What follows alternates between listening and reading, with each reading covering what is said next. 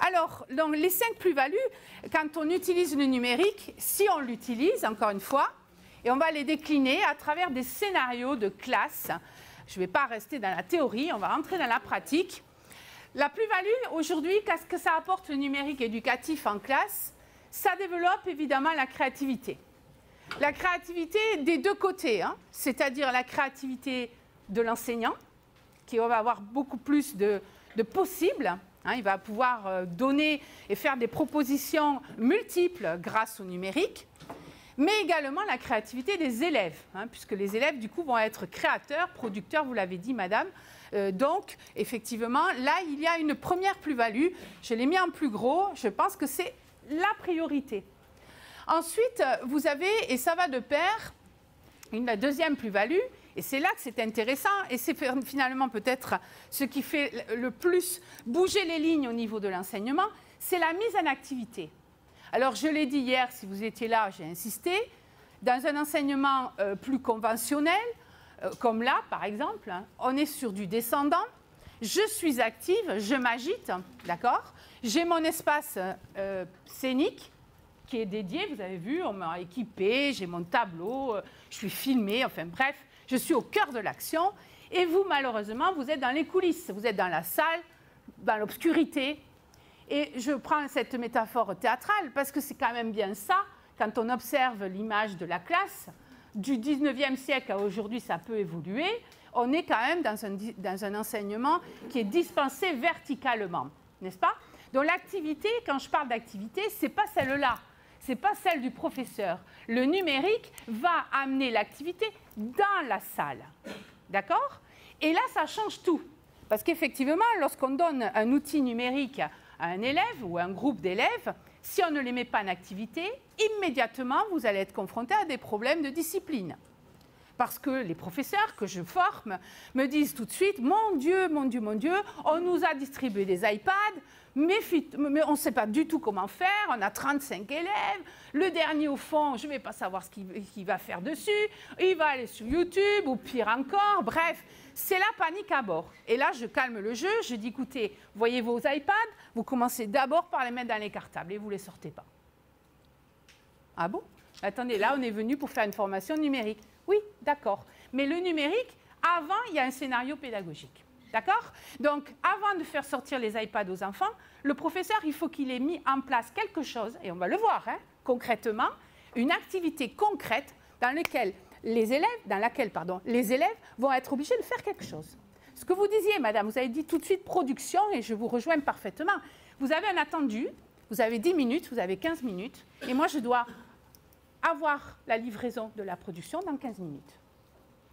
Effectivement, si on fait le cours tel qu'on a l'habitude de le faire, tel que moi j'avais l'habitude de le faire, c'est-à-dire un cours qui est plus de l'ordre de la démonstration, hein, que de l'expérimentation, eh bien forcément les élèves qui sont, comme le dit Vincent Fayet, mon ami, que vous connaissez peut-être et qui travaille beaucoup sur la classe mutuelle, qui est aussi une forme de pédagogie active, il dit les élèves, ils sont passifs, silencieux et immobiles, un peu comme à la messe.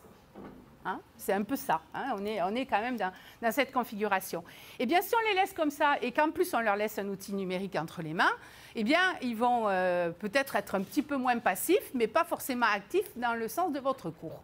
Donc, il faut absolument, lorsqu'on a du numérique, effectivement, se dire que si on l'utilise avec les enfants, il faut effectivement que l'activité soit calée, timée et précise, et surtout qu'il y ait un retour immédiat. Voilà. Ensuite, l'autre plus-value, c'est la différenciation. Alors ça, c'est très important parce que, évidemment, monsieur, oui?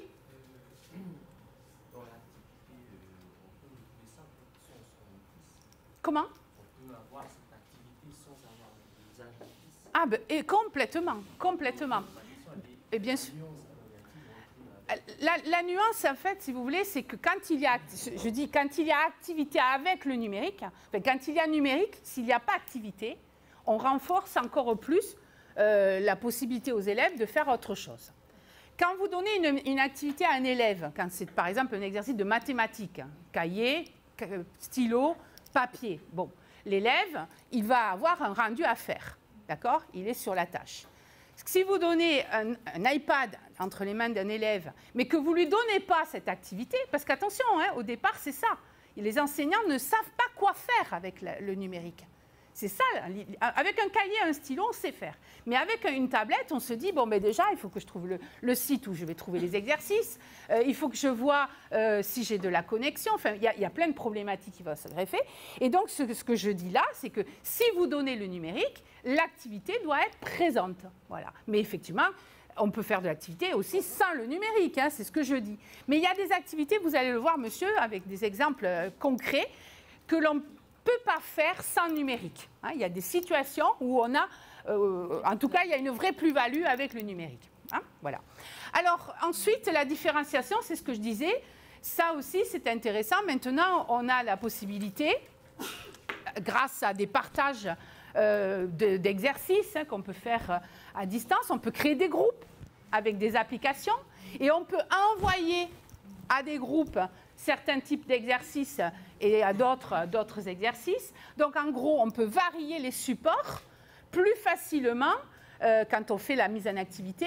On va pouvoir créer des groupes, éventuellement, de compétences différentes. Hein. On peut faire travailler un groupe, par exemple, sur de l'oral, un autre sur de l'écrit, je parle pour ma discipline, et un autre sur une recherche documentaire.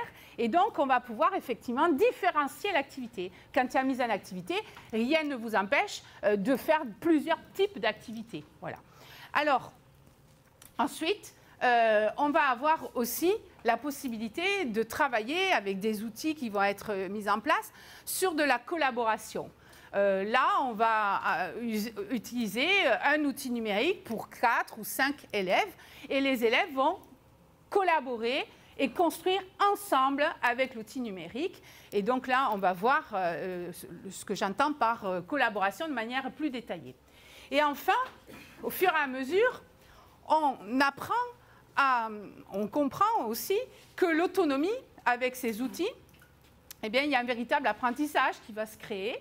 Les élèves vont progresser, vont être de plus en plus autonomes. Alors au départ, sur la manipulation, simplement des applications, et puis ensuite, petit à petit, sur la création et sur la production, voire même sur leur propre évaluation.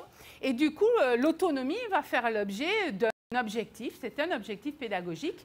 Et ce n'est plus, comme le disait Mérieux, simplement un prérequis. L'autonomie, c'est un objectif, c'est un apprentissage, bien sûr. Voilà. Et cette autonomie, effectivement, lorsqu'on met les élèves en action et lorsqu'ils créent, eh bien, ils deviennent de plus en plus autonomes. Et ils progressent, hein, et ça c'est visible. Hein. En début d'année, on peut mesurer facilement l'écart entre le début de l'année et actuellement. Par exemple, moi, là, avec mes élèves, j'ai 2 classes de 4e actuellement et je vois nettement leur progrès par rapport à la prise en charge de l'activité, à la mise en activité, à la répartition du travail dans le groupe. Voilà, je sens qu'ils sont maintenant complètement autonomes. Ils vont chercher le matériel, ils n'attendent pas que je leur dise allez-y. Ils sont vraiment autonomes par rapport à ça et donc par rapport à l'engagement aussi. Alors maintenant, rentrons dans le vif du sujet. Et on va aller voir. Donc, on commence par l'autonomie. Alors, comme je le disais, l'autonomie, elle n'est pas innée. Hein, elle doit faire l'objet d'un apprentissage. Alors, quelles sont les conditions de réussite pour que l'élève devienne autonome? Il faut lui baliser le chemin. Hein, ça, je l'ai dit hier, c'était très important. Il faut absolument, quand vous donnez une activité à un élève, pour qu'il gagne en autonomie, il faut qu'il sache quand ça commence et quand ça se termine. Hein, ça, c'est une des conditions de réussite. Alors, quand je dis quand ça commence, ça va, mais quand ça se termine, il va falloir que vous-même, vous fassiez violence. Ça veut dire qu'avant, vous avez anticipé. Alors, vous anticipez toujours sur... Moi, c'est ce que je fais. Hein, je prends toujours... Je connais ma classe et je sais les élèves qui auront un peu plus de difficultés avec telle ou telle activité. Donc, je vais me caler sur eux et je vais me mettre le curseur sur eux. Et je vais estimer, parce que c'est mon travail et parce que je suis experte dans ma discipline, je vais estimer que pour cette activité, Nicolas, lui, il aura besoin de 20 minutes. Alors que je sais que Paul, peut-être, n'aura que 2 minutes. hein. Et donc, je vais faire un juste milieu et je vais me caler sur... je ne vais pas faire un juste milieu, je vais me caler sur l'élève qui aura besoin de plus de temps, peut-être en me disant que par le contact de Paul, hein, qui va l'accompagner, qui va peut-être l'aider, puisqu'ils vont travailler en collaboration, eh bien, il va finalement être plus performant. Donc, je mesure le temps à l'avance, c'est-à-dire je borne l'activité à la maison, je la prévois, et je me dis, cette activité, elle va durer 20 minutes. Je ne veux pas lui consacrer plus de temps que 20 minutes, n'est-ce pas? Et donc là, par contre, je travaille avec un chronomètre, tout le temps. Et je reste fidèle à ce que j'ai dit. Et vous verrez ce soir à la conférence, je vous donnerai un exemple concret et je vous expliquerai pourquoi ça fonctionne. Pourquoi je décide qu'à un moment donné, j'arrête l'activité, même si tout le monde n'a pas terminé. D'accord? On verra des exemples très précis tout à l'heure hein, sur la classe inversée. Donc, gros conseil, c'est de borner l'activité. Ensuite, pour que les élèves soient autonomes, hein, comme vous le voyez sur la photo, hein, là, ils sont en train de faire... Ah ben tiens, devinez, qu'est-ce qu'ils sont en train de faire là? Quelle activité sont-ils en train de faire? Bon, on est en cours de français, ce sont mes élèves de 4e, là, de cette année. Et à votre avis, qu'est-ce qu'ils sont en train de faire? Je vous mets au défi de deviner. Hein? Ils sont en train de faire une carte mentale. Qui l'a dit? Vous étiez là hier, non? Non. Non, effectivement, ils sont en train de faire une carte mentale. Alors, sur quoi? Ben, sur un texte. Hein, sur un texte, je ne me rappelle plus lequel. Peut-être un texte de Conan Doyle, puisqu'on était dans cette activité-là. Et ils ont en fait, sur chaque post-it, le groupe... Alors, du coup, là, vous avez eu pas de numérique, hein, monsieur? Pour l'instant, il n'intervient pas, là, le numérique. À ce moment-là de l'activité, après, ils vont venir avec l'iPad. Mais là, ils ont tous mis des indices, ils ont tous lu le texte, hein, et ils ont tous repéré des indices en répondant à la question de qu'est-ce qui est important dans ce texte. Alors là, vous avez vu, ils sont sur la couleur jaune. Hein, ils ont tous récupéré des indices sur une thématique qu'ils ont eux-mêmes déterminée. Puis après, ils vont aller sur l'autre porte. Alors, c'est eux qui ont choisi d'aller sur les portes. Hein. Je ne leur demande pas d'aller scotcher sur les portes. Il y en a qui font ça par terre, il y en a qui font ça sur les vitres, il y en a qui font ça sur la table. Hein. Chacun choisit son support. Mais vous voyez, hein, ils sont donc autonomes.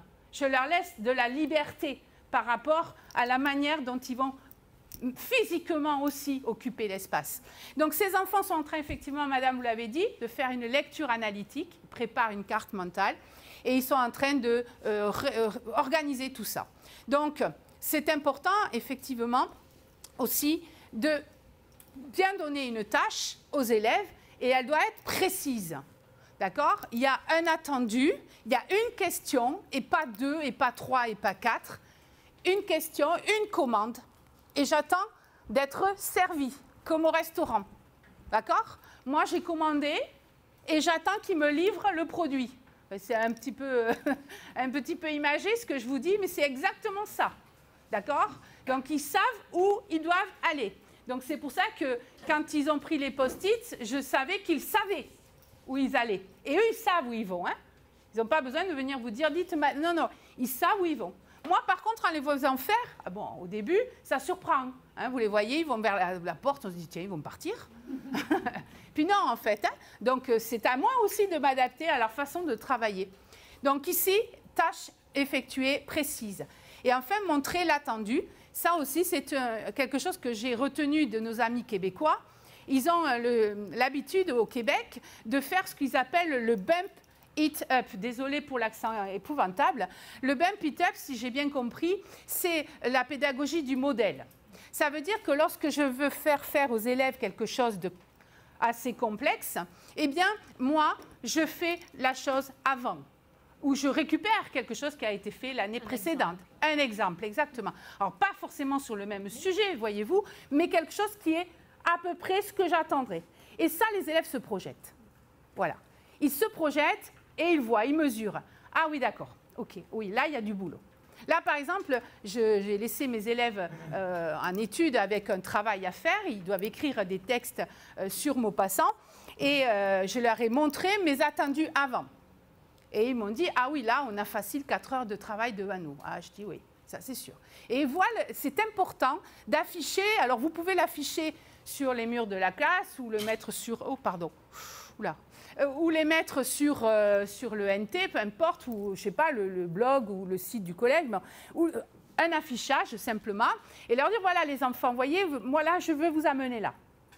Ça sera le travail que j'attends à la fin de la séquence ou à la fin de l'heure. C'est ça que je veux. Alors, ils regardent, hein, ils estiment, ils pèsent. Hein. Ça peut être donc évidemment numérique ou pas. Hein.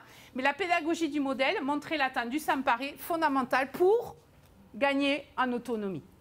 Vous voyez donc, c'est un apprentissage, l'autonomie. Hein. Maintenant, quand vous entendrez dans les conseils de classe en 6e, des professeurs dire « Oh là là, celui-là, il n'est pas autonome ».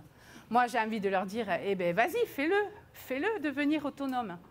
Hein, c'est ton travail. Ça ne s'apprend pas, l'autonomie, enfin. Enfin, ça s'apprend, pardon, l'autonomie, c'est pas inné. Hein. Alors, il y en a qui sont plus dégourdis que d'autres, évidemment. Hein. Mais enfin, bon, les gens sont là, les jeunes sont là pour apprendre quand même, non? Bon. Alors, l'autonomie, oui, ça s'apprend. Et à mon avis, ça passe par ça. Voilà. Il y a peut-être d'autres choses, hein. Mais à mon avis, ça permet vraiment de borner l'activité. Et enfin, le lâcher-prise, c'est ce que je vous ai dit, vous avez compris. Quand je laisse les petits aller sur la porte, je lâche prise, on est d'accord. Hein? Je ne suis pas dans la convention de l'école telle qu'elle doit être structurée. Hein? Personne ne m'a dit, quand j'ai passé mon concours d'enseignement, personne ne m'a dit, attention, hein, tu signes pour 40 ans, mais tu dois laisser tes enfants silencieux, immobiles et passifs. Hein? Et surtout qu'ils ne bougent pas un petit doigt. Moi, je n'ai pas signé pour ça. Alors au départ, j'ai fait ça parce que j'ai été élève et qu'on m'a dit tu restes assise, tu te tais et t'écoutes. Bon, j'avais du mal un peu avec l'écoute, hein, mais c'était le schéma qu'on m'a donné. Et maintenant que j'arrive plutôt vers la fin hein, de ma carrière, hein, eh ben, je me dis que oui, je lâche prise et heureusement, et j'aurais dû faire ça beaucoup plus tôt. J'aurais évité que pas mal de générations d'élèves s'ennuient dans mon cours. Hein, comme moi-même, je me suis ennuyée, mais alors férocement, dans des cours pendant des années. Hein. Et vous aussi, hein, vous n'étiez pas forcément tous comme ça à écouter tout le monde. Voilà, exactement. Bon, alors, donc le lâcher-prise, ça aussi, rompre avec ces habitudes et ce schéma que l'on a de la classe, c'est vous lâchez prise, vous, d'accord? Et eux, ils gagnent en autonomie. D'accord? On ne peut pas être autonome si je vous ligote là. Ici, madame, désolée, hein, vous êtes au premier rang, tant pis pour vous. Hein. Mais si je vous ligote à la chaise et je lui dis, bon, allez, t'es autonome maintenant? Allez, sois autonome. Bon, elle va me dire, mais attends, tu m'as tout verrouillé, comment tu veux que je sois autonome? Donc, autonome, ça veut dire lâcher prise. Le professeur doit lâcher prise. Alors, ça ne veut pas dire qu'on fait discoland tous les jours dans la salle de classe, hein, mais il faut qu'il y ait des règles, bien sûr. Mais leur laisser quand même cette possibilité. Vous verrez, ils ne font pas n'importe quoi, les enfants. Quand ils savent ce qu'il y a à faire, bien sûr. C'est l'inactivité qui provoque les écarts. Alors, continuons l'aventure, s'il veut bien. Oui, voilà. Je suis allée trop vite là, non? Parce que ça avance chez vous et pas chez moi. Voilà.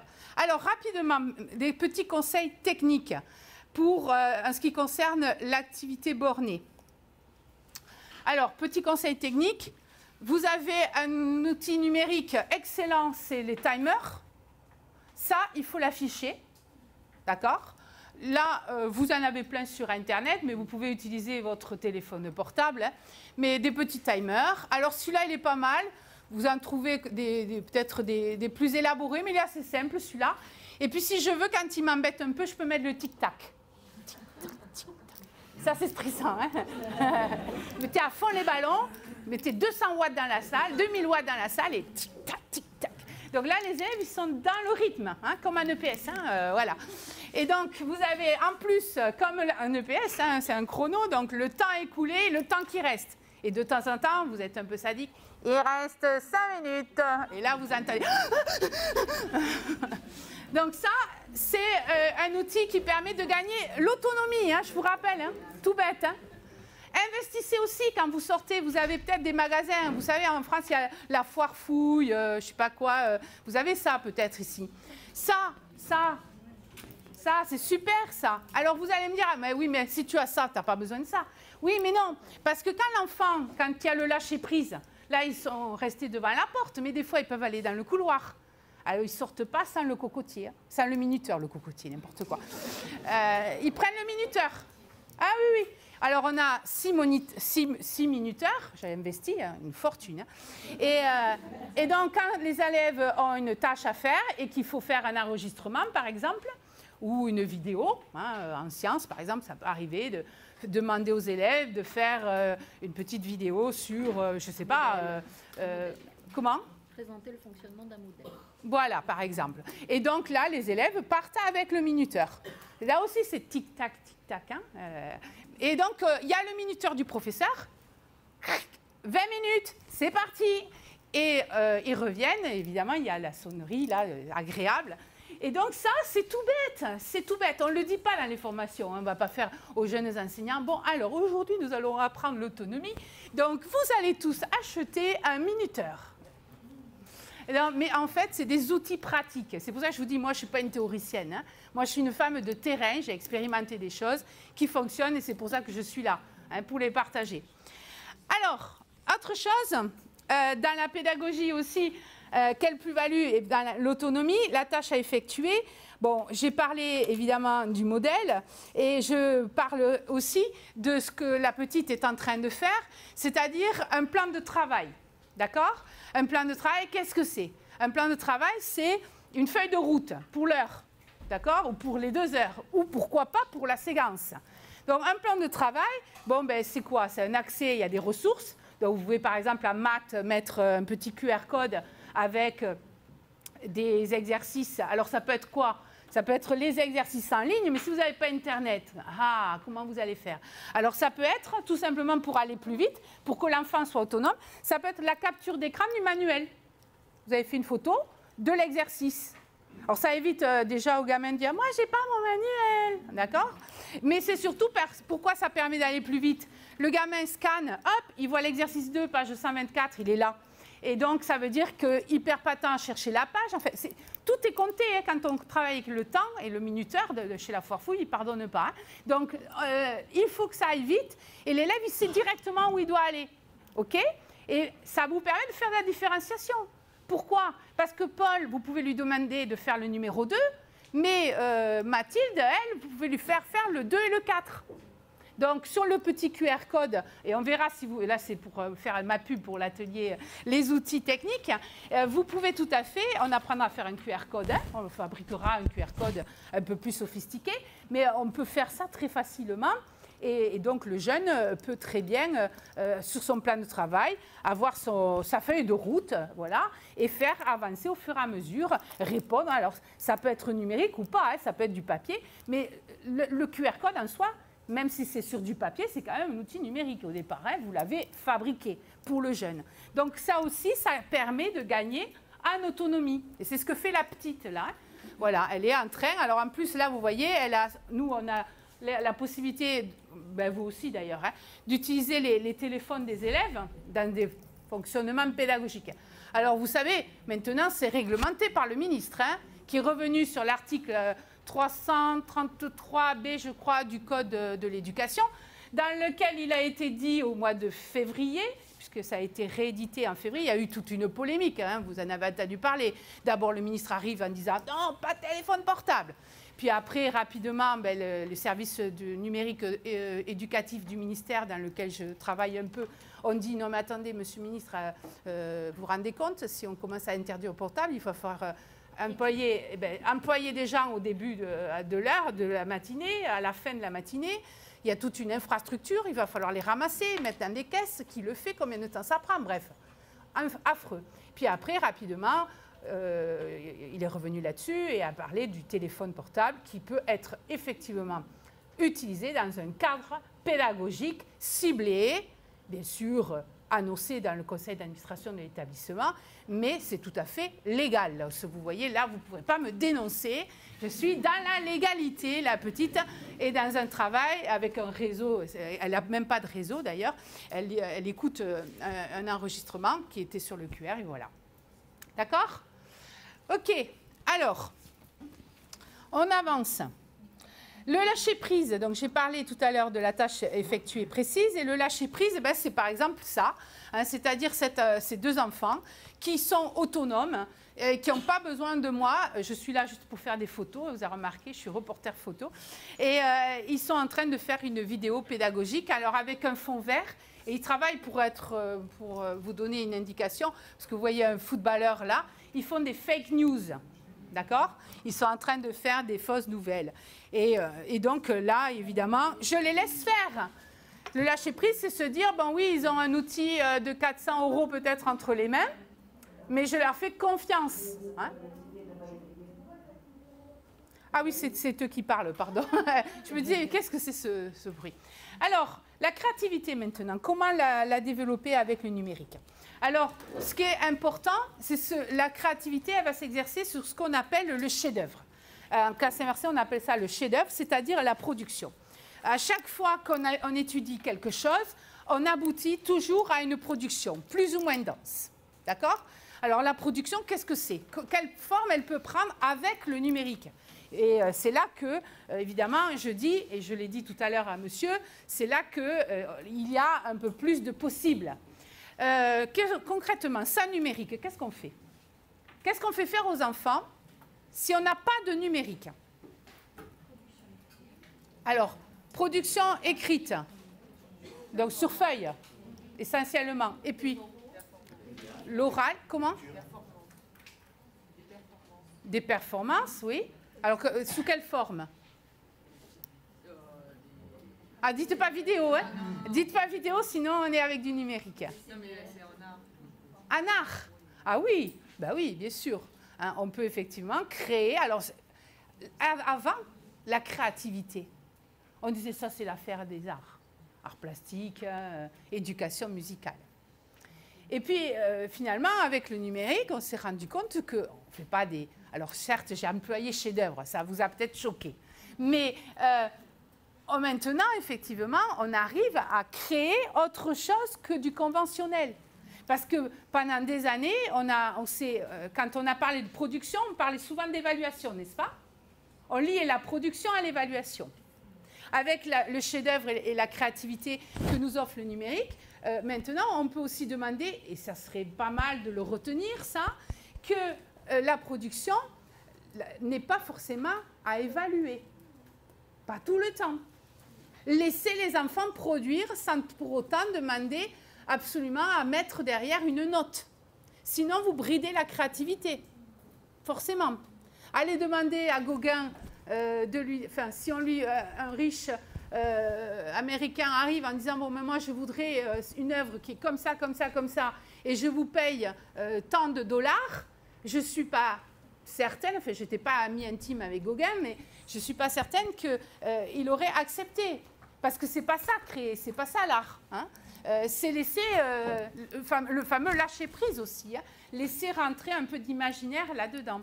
Et si vous êtes systématiquement dans une évaluation, eh bien forcément, cette création numérique, eh bien, elle va perdre finalement beaucoup. Ça ne veut pas dire qu'il ne faut pas le faire, hein, je ne suis pas en train de généraliser, mais pensez-y. Moi, avant, production égale évaluation. Maintenant, production, c'est aussi produire pour montrer ce que je suis capable de faire.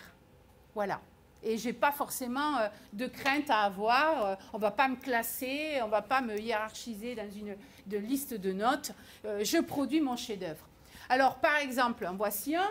Vous avez parlé de la vidéo. Alors, évidemment, quel support? On va parler de vidéo. Alors, toute forme de vidéo, parce qu'il y a les vidéos narratives, hein, qu'on va utiliser, par exemple, en histoire. Il y a les vidéos explicatives que l'on va utiliser en sciences.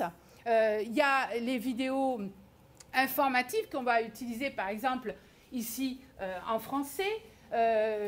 Et puis, après, il y a les vidéos descriptives aussi, les portraits, par exemple, qu'on peut faire en langue. Enfin, il y a tout. À chaque forme de discours correspond à un type de vidéo. Hein. C'est pas je fais de la vidéo pour la vidéo. C'est encore une fois, j'ai un objectif. Donc, de la description, de la narration, de l'explication, de l'information. Pourquoi pas de l'injonction aussi, hein, quand on veut faire un tutoriel, exactement. Hein, tout à fait. Donc, vous voyez, la vidéo est un outil qui correspond aux formes de discours. Mais là, du coup, on peut travailler sur des compétences d'oralité individualisé. On peut aussi le faire juste avec de l'audio dans certains cas. Et du coup, ça, c'est une plus-value du numérique. Puis ensuite, évidemment, dans la partie création, aujourd'hui, on est capable de travailler avec d'autres outils autres que la vidéo. Par exemple, tout le champ des images mentales, hein, par exemple les sketchnoting. Alors, sketchnoting, tout le monde voit ce que c'est que le sketchnote. Le sketchnote, c'est, vous voyez un petit peu comme les images mentales, hein, les cartes mentales. Alors, c'est un petit peu la même chose. On va prendre des notes, hein, on va condenser ce que l'on a retenu en écrivant, en dessinant, hein, en faisant des petits dessins et en faisant peut-être relier les dessins à des mots, les mots qui vont partir sur d'autres bulles. Enfin, tapez Sketchnote sur Internet, vous verrez. Alors ça se fait bien avec le numérique. Ça se fait très bien avec le numérique parce que justement, on peut effacer. Hein, avec le stylet ou même avec son doigt. Avec le doigt, c'est un peu moins pratique, mais on peut effacer. Et il y a des enfants qui vont être naturellement, au lieu de faire des cartes mentales, eh bien, ils vont être plus dans le sketchnoting. Ça arrive. Et puis, il y a l'infographie. Hein. On peut, par exemple, résumer ce qu'ont fait les élèves de 3e cette année. Ils ont résumé un chapitre en histoire-géographie pour la révision du brevet des collèges. Et ils ont fait ça, le professeur leur a fait faire des infographies par chapitre. Et ils ont présenté les choses de manière un peu plus condensée. Alors, ça ne veut pas dire qu'ils ne connaissent pas les détails, mais simplement avec le retour visuel de l'infographie, qui est donc une forme de présentation, eh bien, ils vont récupérer évidemment le contenu qui se trouve derrière, un peu comme dans un diaporama où vous mettez le titre et une photo, et hop, vous savez, vous, ce que vous avez, comme je suis en train de faire, je sais ce que j'ai à dire. Voilà, je n'ai pas écrit tout ce que je vous dis. Alors, voici un exemple là, un exemple concret de vidéo type informative. Si j'arrive à la lancer.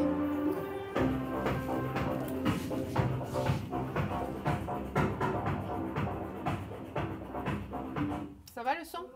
On se retrouve sur Mika TV pour une nouvelle émission. Je vais maintenant vous présenter les titres de l'actualité. Nous commencerons par Un ours en Californie. Le reportage suivant est intitulé Un enfant naïf. Et nous finirons par le dernier reportage, Un enfant possédé. De suite, reportage de Rodrigo Larry-Killian se déroulant en Californie et qui traite d'un ours en liberté. Voici une dame qui a percuté un ours en Californie. Donc voici sa voiture, hein. Ses dégâts sont vraiment considérables. Elle a percuté un gros ours comme celui-là. Donc voilà, vu les dégâts, lui aussi il a dû souffrir. Il traversait la route quand elle l'a percuté. Voici un témoignage d'Elad.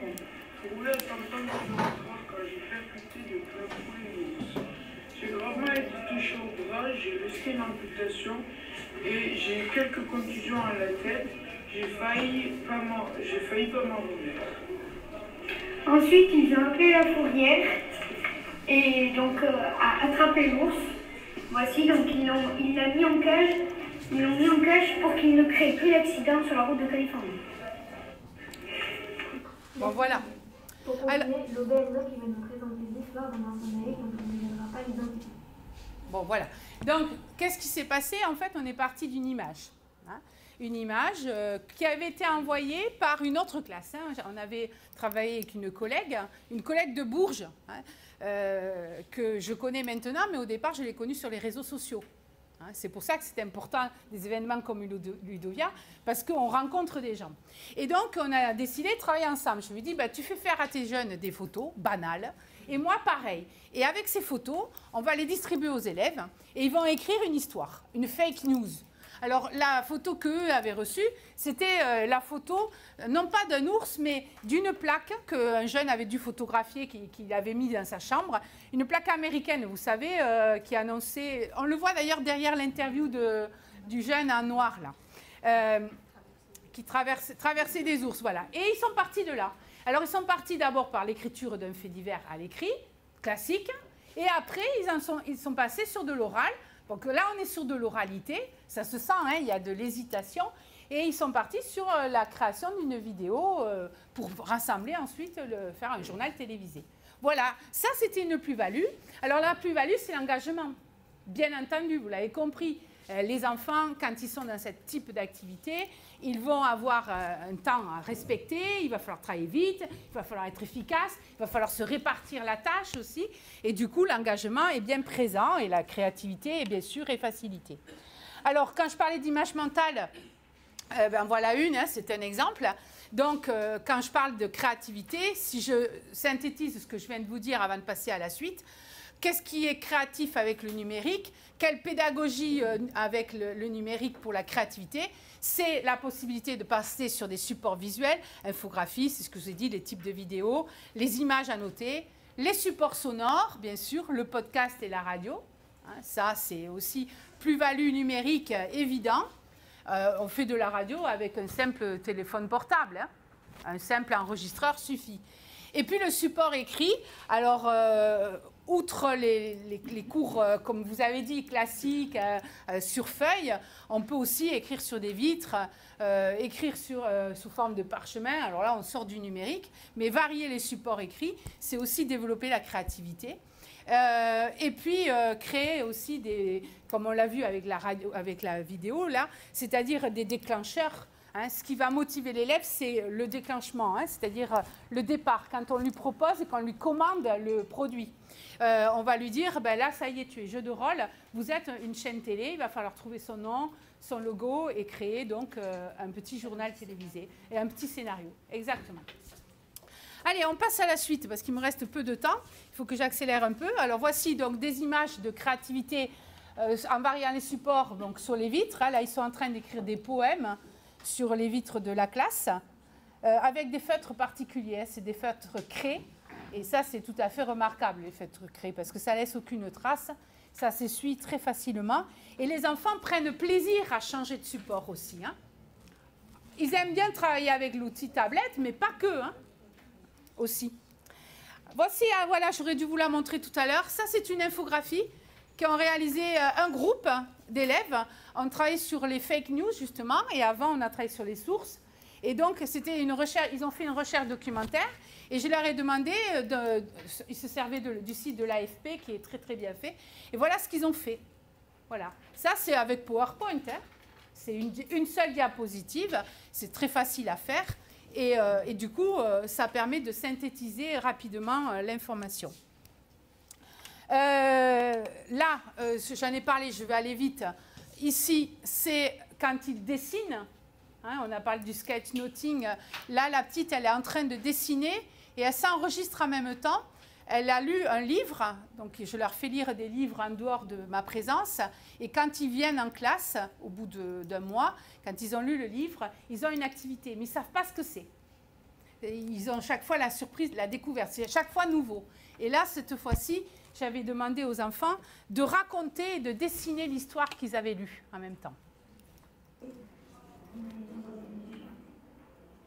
Et du coup, Emma, elle était encore plus triste. Elle essayait de vanter des affaires et faisait des petits boulots par-ci par-là. Puis un jour, elle alla voir Monsieur Oumé, le pharmacien du village, et lui demanda de l'arsenic en poison.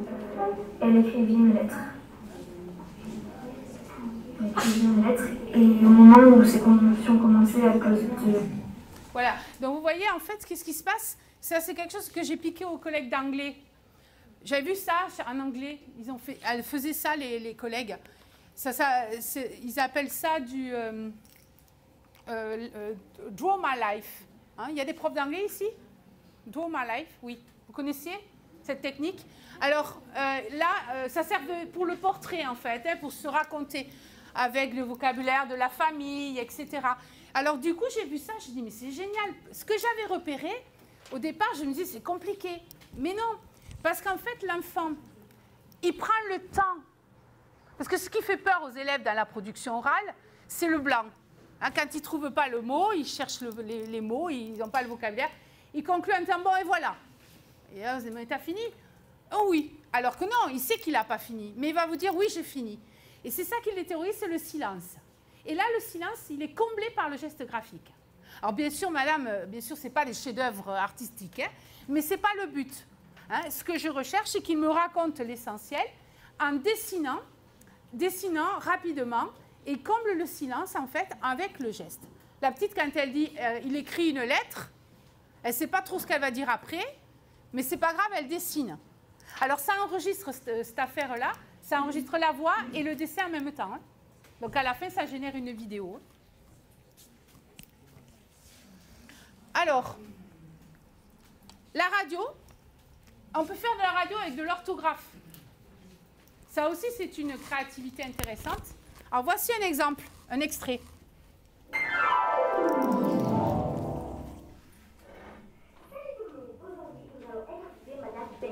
Experte en adjectifs de couleurs, et elle nous dit tout sur les couleurs. Alors, Madame Becherel, expliquez-nous tout. Bonjour, je suis Madame Becherel et aujourd'hui nous allons parler des adjectifs de couleur. Quand le nom est au pluriel, l'adjectif de couleur prend un S. Seulement, il y a des exceptions. Marron, orange et cerise sont des couleurs qui ont un double sens. Exemple, orange est un adjectif de couleur, mais aussi un mot. Hop là, pardon. Alors, vous voyez, c'est une façon de faire. Quand on a fini la leçon, quand ils ont fini de construire la notion, ils vont laisser une trace, donc le chef-d'œuvre, hein, ça fait partie de ça, sous cette forme-là. Voilà. Et ils ont le choix. Ils peuvent prendre l'infographie, ils peuvent prendre le Doma Life, comme on a vu, ou ça, ou autre chose. Allez, on accélère la collaboration. Alors, la collaboration aussi, c'est une des plus-values, puisqu'on va pouvoir faire la même tâche en même temps.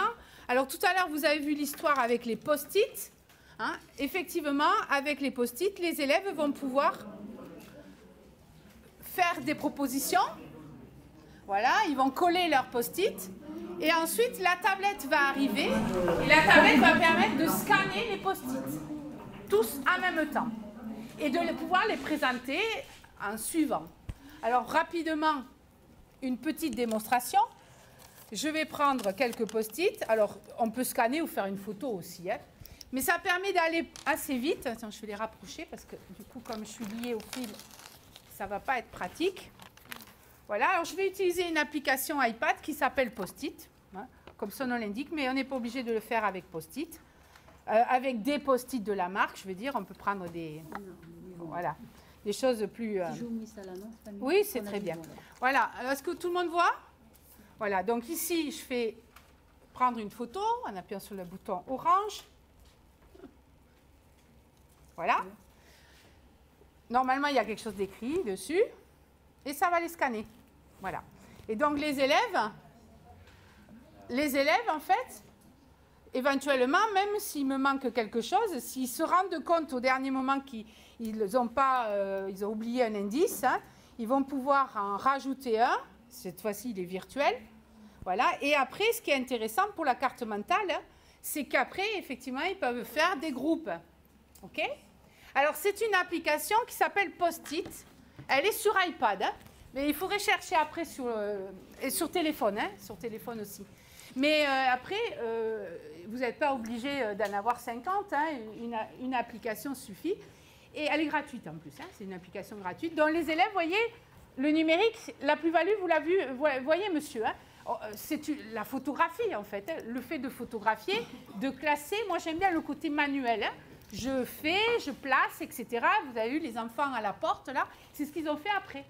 Hein, ils sont venus, ils ont photographié pour qu'après tout le monde puisse le voir. Voilà. Bref, encore une petite astuce pour la collaboration. J'avance et je vais passer maintenant à la dernière, parce que vous avez vu l'heure. Il me manque à vous montrer... la mise en activité, et je finis par ça. Alors, pour moi, la mise en activité, donc on a vu, hein, la créativité, on a vu la différenciation, on a vu la collaboration, et le dernier point que je voulais vous montrer, l'activité. Alors, pour l'activité, à mon avis, hein, pour que ça soit efficace, encore une fois, il faut la limiter, c'est-à-dire... la limiter dans le temps, cibler la tâche, c'est très important. Et puis alors, quelque chose qui me paraît fondamental, plus j'avance dans ma carrière et plus je me dis que c'est là où j'aurais dû m'en rendre compte avant, c'est de laisser le choix. À l'époque, Enfin, à l'époque, on dirait que je parle des temps préhistoriques. Mais quand j'étais jeune, on me disait, bon, tu fais ta leçon, et puis après, tu fais ton évaluation. Et l'évaluation, c'est la même pour tout le monde. Oui ou non? Bon. Du coup, il faut que tout le monde soit prêt en même temps. Hein. Et s'il y a des profs de PS dans la salle, eux, ils savent ça, que ça, c'est pas possible. D'abord, tout le monde n'a pas les mêmes compétences, hein, n'a pas développé les mêmes compétences. Et puis surtout, évaluer tout le monde en même temps, tout le monde n'est pas prêt. Un sportif, quand il y a les Jeux Olympiques, bon, il faut qu'il soit prêt pour les Jeux Olympiques, pour la course du 100 mètres, mais il va falloir que pour certains, ils vont s'entraîner 2 ans avant, parce qu'ils vont avoir un plan de progression établi sur 2 ans. D'autres vont s'entraîner de manière plutôt fractionnaire, et puis d'autres vont s'entraîner peut-être plus proche de l'événement. Chacun a son rythme. Or là, effectivement, le rythme est le même pour tous, donc se dire la rédac c'est demain et c'est pas après-demain. Est-ce que c'est bien ça? Maintenant, j'ai compris que non. C'est-à-dire que je donne, quand je veux faire un chef-d'œuvre final, alors pas un petit, hein, quand il y a vraiment une évaluation derrière, eh bien, je vais la donner suffisamment en avance. Je vais donner le plan de travail qui va avec, et puis l'enfant va me le rendre. Alors, il va avoir une période quand même. Hein. Il va avoir une période de 4 à 5 semaines ou 6 semaines, et il devra la rendre pendant ces 6 semaines. Mais tout le monde ne la rendra pas forcément en même temps. Alors, attention, la production... elle peut être numérique ou pas, hein, on est bien d'accord. Mais en tout cas, je vais leur laisser le choix. Et maintenant, j'ai aussi décidé de leur laisser le choix sur le sujet. Effectivement, sur le programme annuel, vous avez des compétences à viser, d'accord? Mais je décide, quand je donne une évaluation, de donner plusieurs types de sujets qui correspondent à des compétences un peu différentes. Vous allez voir, je vais vous donner un exemple concret, et les élèves vont avoir le choix. Je sais que dans ce que j'ai donné, là c'est de l'écriture, hein, j'ai donné 7 sujets d'écrit différents, 7 sujets qui correspondent à des compétences d'écriture différentes. Mais je sais que ces compétences-là, d'abord, on les a travaillées en amont, ok, et je sais qu'elles devront être atteintes à la fin du parcours. Donc, un enfant, comme je l'ai dit, par exemple, sur une compétence qu'on a traitée, qu'on a vue en janvier, certains l'ont vue une fois, ils vont l'avoir maîtrisée, d'autres non, il va falloir qu'ils le revoient plusieurs fois. Donc, en leur laissant la palette, un peu comme au restaurant, eh bien, selon ce qu'ils sont capables de faire et ce qu'ils estiment être capables de faire, ils vont le choisir. OK ? Alors là, ça demande une infrastructure au niveau de l'évaluation.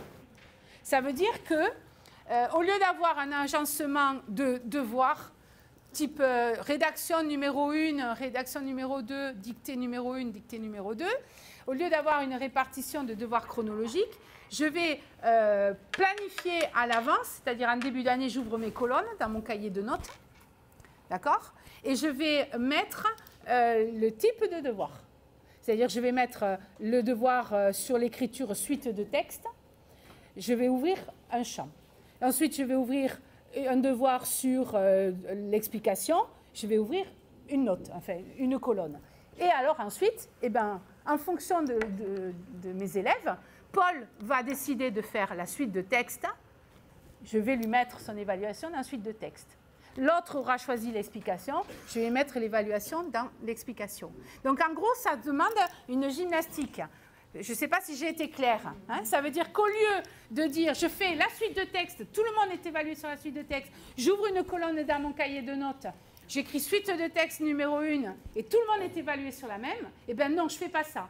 J'ouvre plusieurs colonnes en début d'année, je sais que je vais avoir tant de choses à évaluer et je laisse la possibilité à chaque devoir aux enfants de s'évaluer sur ce qu'ils veulent. Par contre, attention, quand j'ai décidé, à un moment donné, quand Paul réussit la suite de texte, il a réussi 2 fois, je lui enlève la suite de texte. Lui, c'est bon, d'accord? Il passe à autre chose. Donc mon cahier, en fait, c'est un gros cahier de notes, un énorme cahier de notes, avec toutes les évaluations de l'année. Vous voyez ou c'est pas clair? J'ai l'impression que je... C'est clair? Voilà. Oui. Voilà, c'est ça. Tout à fait. Oui, c'est... Ouais. Voilà, voilà, c'est ça. C'est-à-dire qu'au lieu d'avoir une évaluation de masse, hein, de classe, je vais avoir plus... Je sais, moi, ce que je veux évaluer quand même. Hein. C'est chaud, c'est compliqué hein, au départ. Il faut être rigoureux. Hein. Oui, il faut être méthodique. Hein. Il faut être méthodique. Il faut surtout s'obliger à planifier son année scolaire. Ça, c'est clair. C'est-à-dire qu'il faut que tu aies ta progression annuelle, que tu saches que sur telle séquence, tu veux évaluer ça, ça, ça et ça, d'accord? Et puis après, en fonction de ça, tu organises tu vois, ton cahier de notes, tu l'organises. Hein, donc tu achètes un gros cahier de notes, hein, ou moi je l'ai en numérique, c'est plus simple. Et c'est effectivement un plan de suivi individualisé. Alors je vous montre un truc concret ou pas? Oui. J'entends pas, pardon?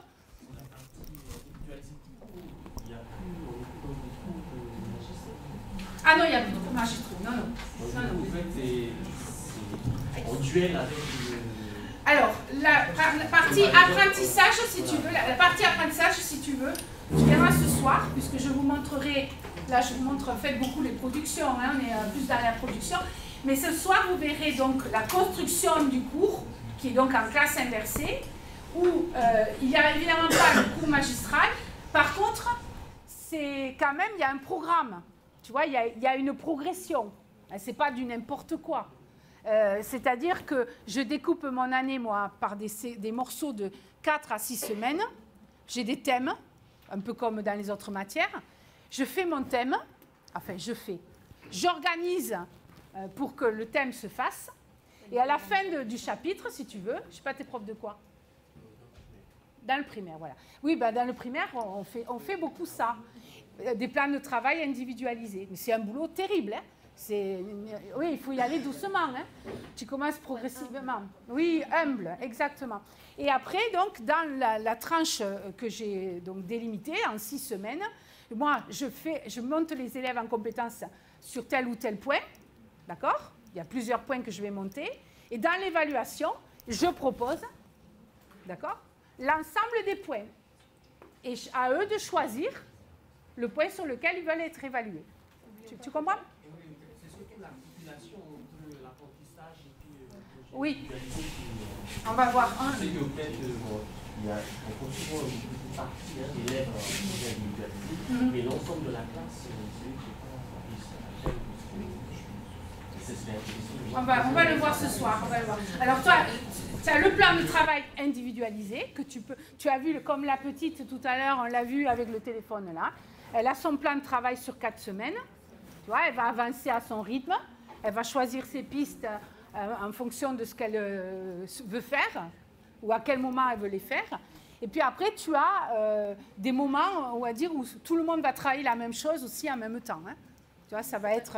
ouais, c'est pas tout le temps. Mais il faut borner sur qui? Sur l'élève le plus en difficulté ou... Quelle est la place de l'élève en difficulté? Alors, quand tu fais... Ben, la place de l'élève en difficulté... Ah oui, oui. Là, quand tu fais un plan de travail individualisé, en règle générale, ça s'organise par piste. Tu vas avoir plusieurs entrées. Alors, soit tu peux les flécher en mettant des couleurs, par exemple en disant la piste noire à la piste verte. Ou alors, comme moi, tu décides de ne pas les flécher, c'est-à-dire d'en proposer plusieurs. Et les élèves vont rentrer dans un parcours. Ça va être un parcours difficile. L'élève va sentir qu'il va tout de suite bloquer. Et il va ouvrir vers un autre chemin. Donc, quelle est la place de l'individu qui a des difficultés? C'est que pour lui, il va y avoir un chemin qui sera balisé. Alors, il y aura peut-être plus de coups de pouce. Il y aura peut-être plus de QR codes avec des aides ou des petits, à la limite, une petite vidéo explicative. Tu vois, tu vas pouvoir aménager des parcours où il y aura un peu plus d'aide, alors que d'autres seront plus dans de l'autonomie. Mais alors moi, j'ai l'habitude de ne pas dire à l'enfant en difficulté, toi, tu vas sur celui-là. Tu vois, je le laisse faire. Et alors, il y a des... Tu verras, j'en montrerai ce soir. Hein, vous en verrez un vraiment concrètement. Tu verras, il y a des... Ça se présente comme un plan de la route. hein, comme un plan, et tu as des passages. Tu as des passages d'un chemin à l'autre. Alors là, je vous montre concrètement pour l'évaluation. Hein. Là, c'est un travail qu'ils sont en train de faire. On a travaillé sur cette nouvelle de Maupassant, on est en 4e. Hein.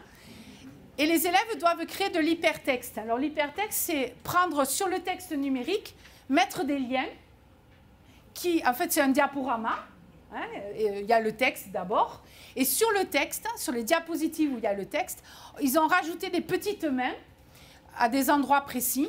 Et quand on clique sur la petite main, eh bien, ça envoie vers quoi? Eh bien, vers une production écrite. Alors, je vais vous la montrer parce que je les ai là. Je les ai corrigés dans l'avion. Enfin, j'étais en train de les regarder dans l'avion. Donc, je les ai là, je vais vous les montrer. Je suis en train de perdre ma voix. C'est la clim. C'est la clim qui fait ça. Alors, après je conclue, hein, parce qu'on me fait signe au fond de la salle que c'est terminé, qu'il faut que je plie boutique. Voilà le diaporama. Donc voilà ce qu'ont les enfants. Hein. Les enfants ont ça, ils ont la consigne. Donc ils vont devoir produire des écrits, des oraux tout au long de la séquence. Vous n'écrirez pas les mêmes textes, mais vos productions devront s'insérer dans la nouvelle de Maupassant. Vous placerez le symbole suivant aux endroits où vous devrez insérer vos écrits, puis vous relierez le symbole par un lien à votre page. Alors voilà les productions. Vous pouvez faire une description de la ferme, ça se passe en Normandie. Hein. Vous pouvez faire un portrait d'un personnage secondaire, vous pouvez faire la suite de texte, vous pouvez faire la page du journal intime de Madame Magloire, qui est l'héroïne de l'œuvre, le contrat final du notaire, donc un écrit beaucoup plus administratif, forme de lettre, la lecture théâtralisée, ça c'est un oral, un dialogue, et vous avez la recette de la fabrication de l'eau de vie, puisqu'il s'agit d'alcool dans la nouvelle. Et voilà ce qu'ont fait les enfants. Donc, j'avance, je vais vous montrer un truc fait, voilà. Donc là, sur le groupe, ils ont travaillé en groupe.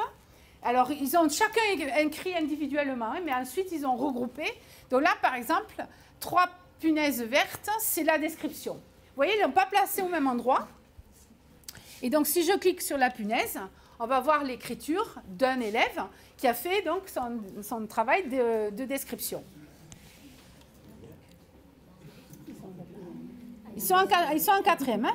Oui, ils sont en 4e. Là, ici, il y a du noir, c'est quoi? Ah, c'est la lecture. Donc là, donc, une compétence de lecture orale, ça aussi, ça fait partie des attendus. Et si je reviens sur là, voilà, là par exemple, le violet, je ne sais même plus ce que c'était. Ah oui, c'est le dialogue. Et puis, je voulais vous montrer le... Ah voilà, ça. Ça, c'était la recette. La recette de l'eau de vie de pomme. C'est une autre compétence. Hein. Ça n'a rien à voir avec la description. Donc là, lui, là, hein, cet élève, il s'appelle Thomas, là, celui qui a fait ça. Dans la compétence écrit explicatif, lui, il a son évaluation. Alors attention, hein, sur toute la liste, il devait choisir 4 écrits différents. D'accord? Et chacun choisit. Et ça, alors pourquoi je vous dis c'est important? Parce que du coup, le fait de donner le choix, ça permet de faciliter la mise en activité. Hein? Et alors les motiver, oui, oui, mais surtout là, ils commencent toujours par ce qu'ils préfèrent. Voilà. Et après, ben, ils font en fonction de leur goût. Et là, ils sont en train de finir aujourd'hui, là, normalement. Enfin, là, ça y est, ils ont fini, avec le décalage horaire. Et, mais vous voyez, c'est ça l'idée. C'est vraiment une autre façon de travailler. Hein. Et donc, ce travail-là, ils le font en classe? Là, ils le font, à moi, que en classe. Ah non, non, non. Moi, tout se fait en classe. Il n'y a rien qui se fait à la maison. Non, non, non. Rien ne se fait à la maison, parce que sans ça, à la maison, complètement. C'est ce que je vous dirai ce soir. Hein. Moi, j'ai des enfants, j'ai des enfants très bien accompagnés, très bien suivis, etc. Et puis, il y en a d'autres, les enfants, ils sont dans les caravanes, puisqu'on accueille des gens du voyage. Et donc, ils ont des conditions... Enfin, c'est pas qu'ils sont malheureux, je ne dis pas ça, hein, mais l'école ne fait pas partie de la voie de la réussite. Il n'y a pas que ça pour eux. D'accord? Donc il faut le comprendre, il faut les fidéliser. On a beaucoup d'absentéisme. Et quand ils viennent en classe, il faut qu'il y ait une plus-value. Voilà. Si c'est pour les mettre là pendant des heures et des heures, ils ne reviennent pas. Voilà. C'est clair. Nous, les filles en 5e, on a un gros souci. Au bout de l'année scolaire, elles ne reviennent pas, elles quittent le système, elles nous échappent. Donc on a des problématiques comme ça. Il fait que l'enseignement classique, les devoirs à la maison, etc., ça ne fonctionne pas. Voilà. Après, je pense que vous avez aussi le même genre de problème. Voilà, je suis désolée d'avoir débordé. C'est 44. Merci beaucoup.